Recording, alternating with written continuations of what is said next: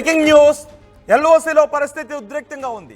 భారత్ పాకిస్తాన్ సైనికుల మధ్య కాల్పులు చోటు చేసుకుంటూ ఉన్నాయి. ఎల్ఓసిలో పాక్ కాల్పుల విరమణ ఒప్పందానికి తూట్లు పొడుస్తోంది. భారత్ వైపు కాల్పులు జరపడం మొదలుపెట్టింది. భారత సైనికులు కూడా కాల్పులను సమర్థవంతంగా తిప్పికొడుతున్నారు. కుప్వారా, పూంచ్ జిల్లాల సరిహద్దులో పాకిస్తాన్ కాల్పులకు తెగబడుతోంది. కశ్మీర్ ఘటన తర్వాత, కశ్మీర్లో ఊచకోత తర్వాత పాకిస్తాన్పై భారత్ ఆంక్షలు విధించింది. ఇటు ఏ క్షణమైనా ఇరు దేశాల మధ్య యుద్ధం కూడా చోటు చేసుకునే అవకాశం ఉంది అనే వార్తలు వస్తున్నాయి. ఇప్పటికే నీటిని కూడా నిలిపివేయడంతో, ఆంక్షలు విధించా నీటిని కూడా నిలిపివేయడంతో పాకిస్తాన్ కూడా సిమ్లా ఒప్పందాన్ని రద్దు చేసుకుంది. ఈ నేపథ్యంలో పాకిస్తాన్ తన వంకర బుద్ధిని, కుక్క బుద్ధిని అక్కడ చాటుకుంటూ ఉంది. పూంచ్ సెక్టార్లో కాల్పులకు తెగబడుతోంది. కుప్వారా, పూంచ్ సెక్టార్లలో ఇప్పుడు మిరా టీవీ స్క్రీన్ పైన చూస్తున్న ఈ కాల్పులు చోటు చేసుకుంటున్నాయి. నియంత్రణ రేఖ వెంబడి, ఎల్ఓసి వెంబడి పాకిస్తాన్ కాల్పులకు తెగబడుతోంది. భారత బలగాలు కూడా సమర్థవంతంగా తిప్పికొడుతూ ఉన్నాయి. ఇప్పటికే పాకిస్తాన్ చెరలో ఉన్న బిఎస్ఎఫ్ జవాన్ని కూడా ఇంకా వదలలేదు. బిఎస్ఎఫ్ జవాన్ కూడా ఇంకా పాకిస్తాన్ చెరలోనే ఉన్నాడు. ఆ జవాన్ని కూడా పాకిస్తాన్ సైనికులు వదలడం లేదు. ఇటు పూంచ్ సెక్టార్లో, కుప్వారా పూంచ్ సెక్టార్లో కాల్పుల విరమణ ఒప్పందానికి తూట్లు పొడుస్తూ ఎల్ఓసి వెంబడి కవ్వింపు చర్యలకు పాల్పడుతోంది పాకిస్తాన్ ఆర్మీ. ఎల్ఓసి దగ్గర తాజా పరిస్థితిని మా ప్రతినిధి రామ్దాస్ అందిస్తారు. రామ్దాస్, ఎప్పుడైతే భారత ఆంక్షలు విధించడం మొదలుపెట్టిందో ఆ క్షణం నుంచి ఎల్ఓసి దగ్గర పాకిస్తాన్ కవ్వింపు చర్యలకు పాల్పడుతుంది. గత 4 రోజుల నుంచి కూడా పూంచ్ సెక్టార్లో ఎల్ఓసి వెంబడి ఈ కాల్పులు చోటు చేసుకుంటున్నాయి. ఈ క్షణం ఎల్ఓసి దగ్గర ఉన్న పరిస్థితులు ఏంటి?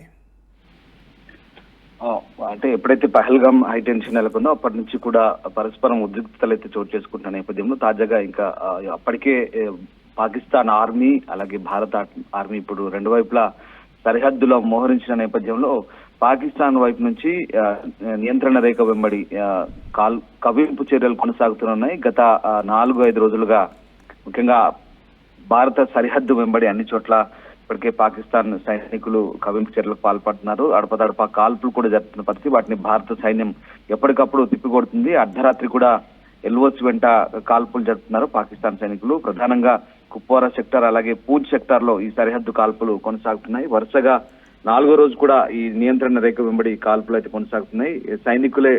సైనికుల పోస్టులే టార్గెట్ గా ప్రస్తుతం పాక్ సైనికులు కాల్పులు జరుపుతున్నారు. సో భారత బలగాలైతే సమర్థవంతంగా తిప్పికొడుతున్నాయి. ఇవన్నీ కూడా సీజ్ ఫైర్ ను ఉల్లంఘించి, అంటే కాల్పుల విరమణ ఒప్పందాన్ని ఉల్లంఘించి పాకిస్తాన్ సైనికులు కాల్పులు జరుపుతున్నారు, కయ్యానికి కాల్దూతున్నారు. ఓవైపు పహల్గామ్ అటాక్ తర్వాత భారత్ వైపు బాధతో రగిలిపోతుంటే మరోవైపు పాకిస్తాన్ మరొకసారి కవ్వింపు చర్యలకు పాల్పడుతుంది.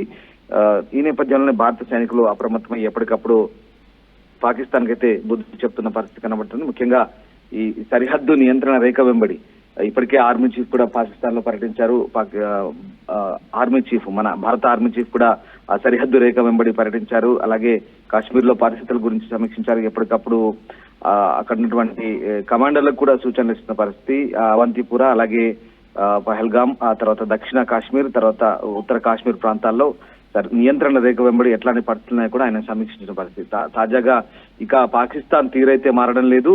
కాల్పుల విరమణ ఒప్పందాన్ని అయితే ఉల్లంఘించి ప్రతిసారి దాయాది సైన్యం కాల్పులు జరుపుతుంది, కవ్వింపు చర్యలకు పాల్పడుతుంది. అపరాత్రి అనుకుంటా కాల్పులు జరుపుతుంది. ఇక టుట్మారి అలాగే రాంపూర్ సెక్టార్ లో ఉన్నటువంటి ప్రాంతాల్లో కూడా ఆర్మీ పోస్టులు చిన్న ఆయుధాలతో కాల్పులు జరిపాయంటూ భారత సైన్యం కూడా ప్రకటిస్తుంది. మరోవైపు పహల్గామ్ పర్యాటకులకు పొట్టన పెట్టుకున్న వేళ దాయాది సైన్యం అయితే ఈ తెగింపు చర్యలకైతే పాల్పడుతుందని చెప్పొచ్చు.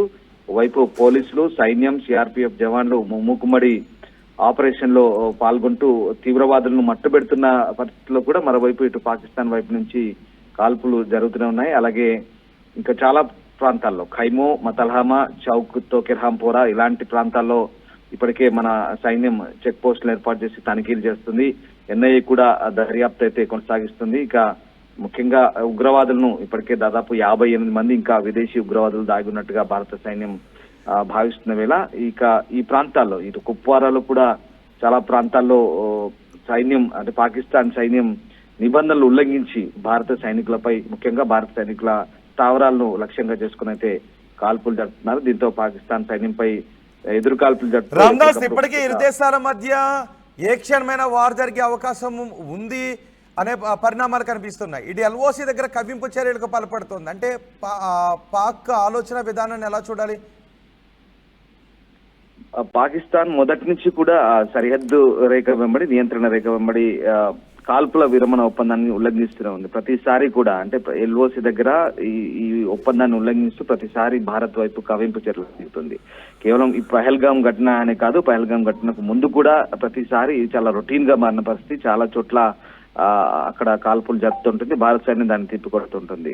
ఈ నేపథ్యంలో ఇప్పుడు ఈ ఘటన తర్వాత, పహల్గాం ఘటన తర్వాత మరింత ఉద్రిక్తతలు పెరిగిన నేపథ్యంలో ఓవైపు భారత్ ఎప్పుడు అటాక్స్ సిద్ధమవుతుందో అన్న భయం కూడా పాకిస్తాన్ లో వెంటాడుతుంది. మరోవైపు ఇటు పాకిస్తాన్ నియంత్రణ రేఖ వెంబడి ఆర్మీ బలగాలు మరింత కవ్వింపు చర్యలకు పాల్పడుతుండటంతో అసలు అంటే భారత సైన్యం అయితే ఎప్పటికప్పుడు ధీటుగా తిప్పికొడుతున్న పరిస్థితి మనకు కనబడుతోంది. అంటే ఈ రెచ్చగొట్టే ప్రక్రియ ముఖ్యంగా ఓవైపు పాకిస్తాన్ పాలకులు, ఓవైపు ఆర్మీ కమాండర్లు చేస్తున్నటువంటి అనుచిత ప్రకటనలు, అహంకారపూరిత దూరత ప్రకటనలు కూడా ప్రపంచమంతా గమనిస్తుంది. మరోవైపు ఇటు భారత్ వైపు కవింపు చర్యలు జరుగుతూనే ఉన్నాయి.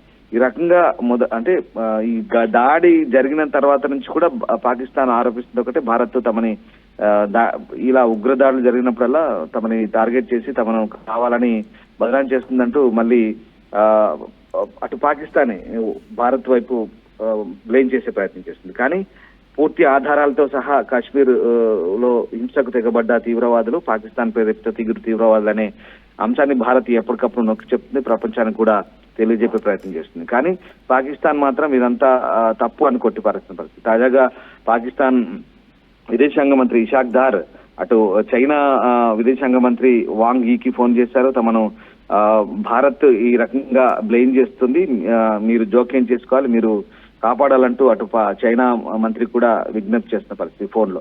ఆ రకంగా వాళ్ళైతే పరిస్థితిని గమనిస్తున్నామంటూ చెప్తున్నారు. ఎప్పుడు శాంతి సుస్థిరత ఉండాలి దక్షిణాసియాలో అని కోరుకుంటున్నామంటూ చైనా కూడా పాకిస్తాన్ కోరుతున్న ఏదైతే దర్యాప్తు ఉందో దానికి కూడా తాము మద్దతే అంటూ చైనా కూడా బ్యాక్ చేస్తుంది పాకిస్తాన్ కు.